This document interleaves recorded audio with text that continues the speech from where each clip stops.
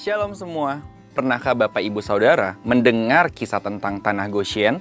Menurut Alkitab, Tanah Goshen adalah salah satu wilayah di Mesir di mana bangsa Israel pernah tinggal dan bertahan ketika kelaparan melanda dunia.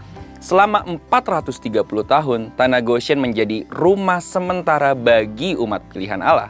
Uniknya lagi, ketika 10 tulah melanda seluruh Mesir, Tanah Goshen adalah tanah yang dikecualikan oleh Tuhan. Kisah Tanah Goshen telah menjadi gambaran perlindungan dan pemeliharaan Allah bagi umatnya.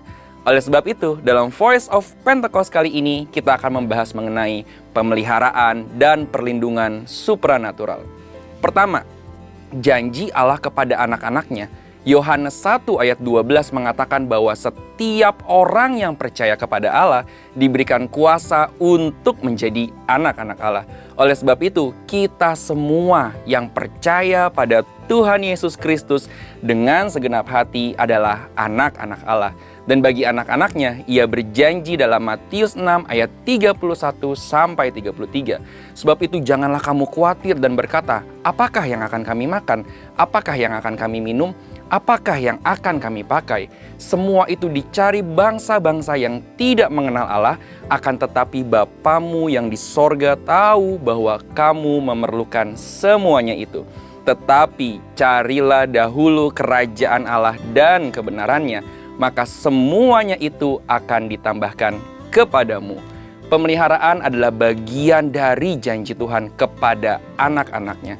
Selain itu, kata keselamatan dalam Alkitab berasal dari kata Yunani sozo, yang berarti menyelamatkan, menolong, dan menjaga tetap aman. Sehingga perlindungan juga bagian dari janji Tuhan kepada kita semua, anak-anaknya. Kedua, keistimewaan Goshen.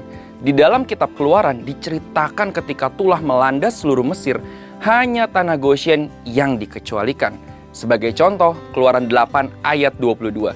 Tetapi pada hari itu aku akan mengecualikan Tanah Goshen di mana umatku tinggal, sehingga di sana tidak ada terdapat pikat, supaya engkau mengetahui bahwa aku Tuhan ada di negeri ini.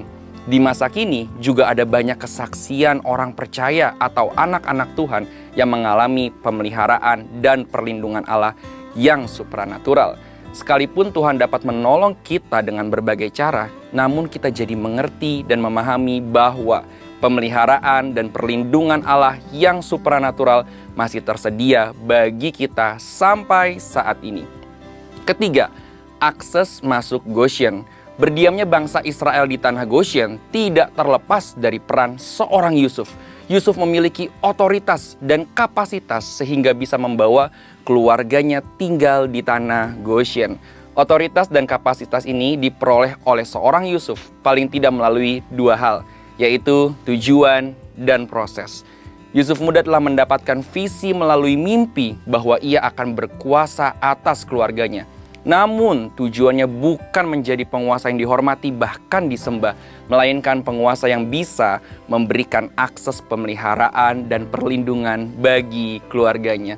Yusuf muda juga melewati proses yang sukar. Ia harus dijual sebagai budak dan ditahan dalam penjara. Tetapi kita sama-sama mengetahui, Yusuf keluar sebagai pemenang dalam prosesnya. Proses telah membuat Yusuf semakin memahami tujuannya, dan tujuan menguatkan Yusuf untuk tetap kuat menghadapi prosesnya. Bapak, Ibu, Saudara, kesimpulan dari pembahasan kita hari ini adalah Goshen adalah gambaran pemeliharaan dan perlindungan Allah. Bukan hanya untuk satu orang, melainkan satu keluarga, bahkan satu bangsa. Oleh sebab itu, mari terus mengenal Tuhan sehingga kita dapat lebih memahami divine purpose atau tujuan ilahi atas hidup kita. Dan Bapak, Ibu, Saudara, menanglah atas setiap proses yang kita hadapi. Barangkali seperti Yusuf, lewat hidup kita, keluarga, bahkan bangsa kita dapat mengalami pemeliharaan dan perlindungan Tuhan yang supranatural.